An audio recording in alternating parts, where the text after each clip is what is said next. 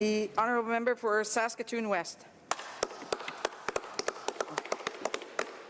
Thank you, Madam Speaker. I am very pleased to rise today in support of Bill C4, and I would like to take this opportunity to congratulate the Minister as well as the government on following through with one of their election promises. New Democrats vigorously oppose the former Conservative government's attempt to restrict the rights of unions and change the rules governing labour relations under the guise of increased transparency. These bills were designed to weaken unions by forcing redundant and unreasonable financial reporting and by making it more difficult for Canadians in federally regulated workplaces to join unions. Allow me to recap the two bills that C4 would repeal. Bill C-377 was an unnecessary, discriminatory law to impose onerous and absurdly detailed reporting requirements on unions. It was pushed through Parliament by the Conservatives despite widespread opposition from many groups, including constitutional and privacy experts, the provinces, Conservative and Liberal senators, Canada's Privacy Commissioner, the Canadian Bar Association, the NHL Players Association, the insurance and mutual fund industry, amongst others. Bill C-525 was a private member's bill supported by the Conservatives. It was designed to make it harder for workers to unionize and easier for unions to be decertified. The labour law changes were made without any evidence of a problem with the previous system of union certification. It is my hope that this bill will receive swift passage so that the restrictions and the risks brought by the Bill C-377 and C-525 will cease to exist. Madam Speaker, I had the privilege of hearing from many stakeholders during the committee hearings, both unions and employers, on this bill, and I am pleased to have the opportunity today to quote at length some of the testimony we heard last spring, much of which we heard at the committee from expert witnesses, describes the problems with these two pieces of legislation in a knowledgeable and straightforward way and in plain language that makes it really easy to see why these bills should be repealed. Tony Finelli, representing the construction and contract maintenance industry employers, on why he was opposed to the onerous disclosure and reporting requirements of Bill 377, and I quote, "If all trust funds, all training funds, virtually every fund that would be connected to a union are subject to public exposure, our competition would clearly understand over time how those monies go into training and how we do business. In the construction industry, training and development is a key component to the success of the projects we build and bid on. The staff either make or break an employer. We definitely saw this legislation would open the door for non-union to come in, just as I had mentioned. On top of that are the reporting requirements, the reporting responsibilities that would come out of this. When we did some of the preliminary audits on the cost of doing this, it was just prohibitive, and these are a group of large employers. It would happen not only with employers like us, the people I represent, the bigger employers in Canada, but across every employer association in every jurisdiction in this country. That's the reason we opposed. Mr. Finelli went on to say that if the Construction and Labour Relations Association of Alberta or the Industrial Contractors Association of Canada are held to be a labour trust and have to make the reports and returns required by Bill C-377, then both our confidentiality and our bargaining strategies would be laid open. This cannot be good for labour relations or good for either party in the labour relations continuum. I have been a labour relations practitioner in Canada for nearly 40 years. During that time, there has never been any issue arising in respect to this subject. If this hasn't been an issue in the past, what is going to be gained by such significant public disclosure? He goes on to say, we are also responsible for the privacy of our employees, and the legislation compels us to decide which law we breach, the Income Tax Act or the various federal and provincial privacy laws. It might be different if there was something wrong or right in this area, but it might be different if there was some wrong that needed to be righted in this area, but there simply isn't. The unionized contractors in Canada saw no obvious value in any part of Bill C-377 and therefore supported the repeal. We support the repeal of that legislation under the bill being considered today, end quote. The Standing Committee on Human Resources, Skills and Social Development and the Status of Persons with Disabilities also had the opportunity to hear from some eminent labour relations experts and practitioners. Andrew Sims was the Vice Chair of the 1996 Task Force to review the Canada Labour Code, gave an enlightening presentation and had this to say about both bills, C-377 and C-525. It is a fairly strong expression of views, but it is not simply my personal experience. It is founded on the last 30 years, and I think the most significant 30 years, the review of the Canada Code and the people whose laws will be affected. In my view, the two bills that are repealed by Bill C-4 both had the air of one side seeking political intervention for more ideological, economic, or relationship reasons, and they have corroded the view that legislative reform at the federal sector is based on a tripartite model, end quote. To the off-cited but erroneous comparison of a secret ballot form to form a union to an individual's vote during democratic election, here's what another expert witness, Sarah Slynn, Associate Professor at Osgoode Hall Law School at York University, had to say about Bill C-525. And I quote, "There is a faulty political election analogy at work here. Mandatory vote supporters commonly rely on a political election analogy founded on the view that certification votes are analogous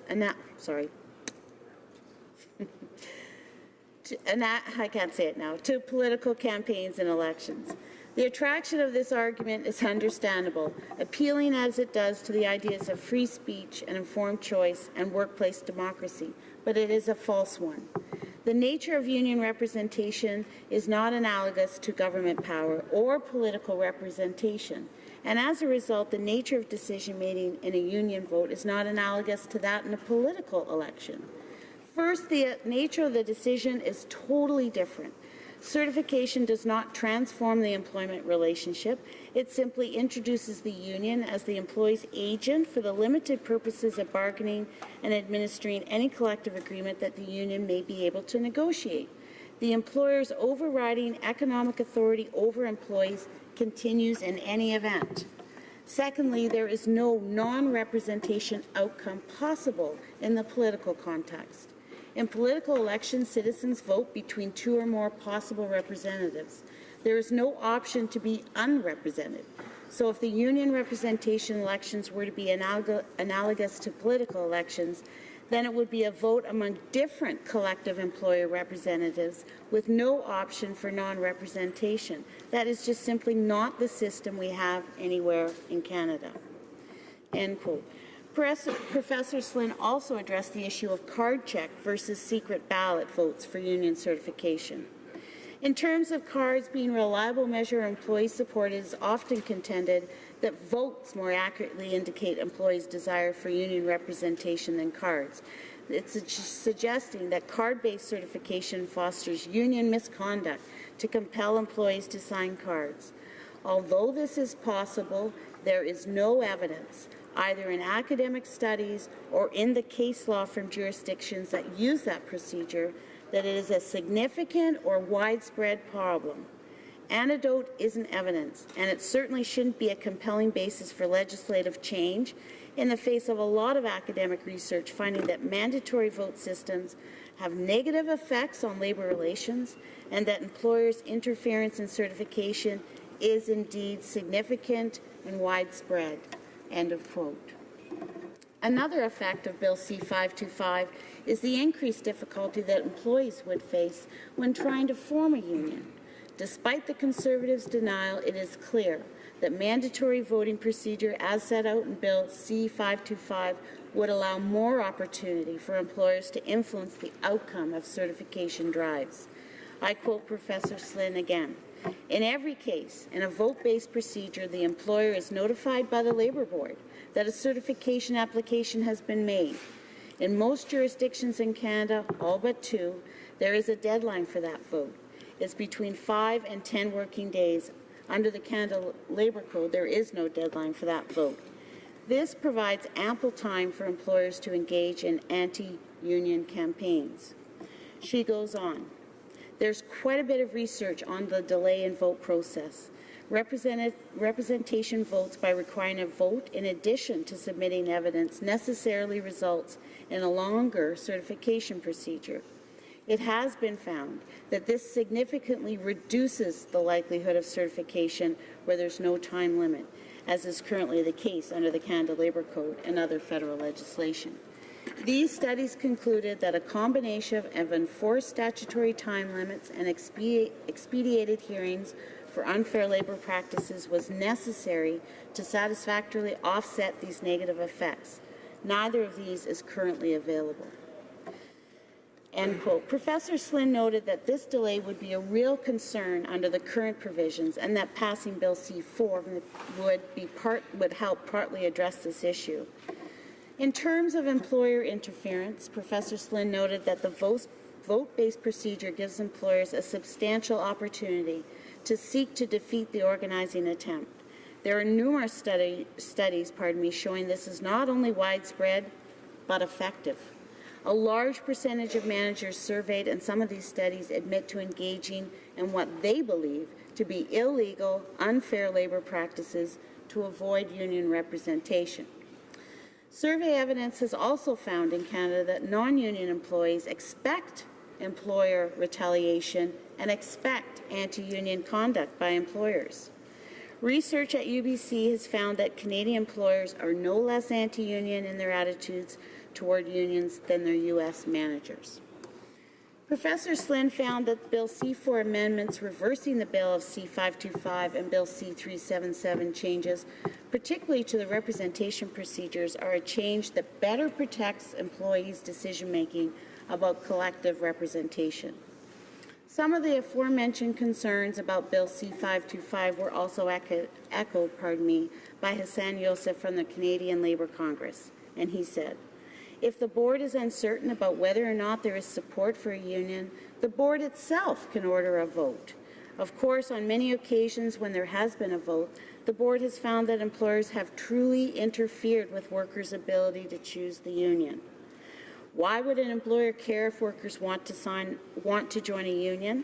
If it's their free and democratic constitutional right in this country, why would employers want to interfere in other than the fact that if they do have a vote, it gives the employer time to use all kinds of tactics during the time the vote has been ordered?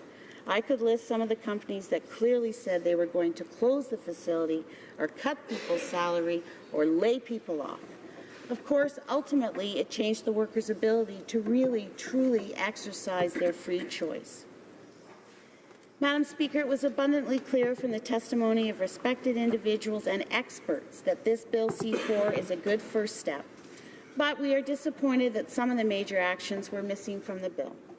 The government has intimated that it plans to move forward with labour policy reform. That would include hearing from unions, employers, and all other levels of governments and Canadians.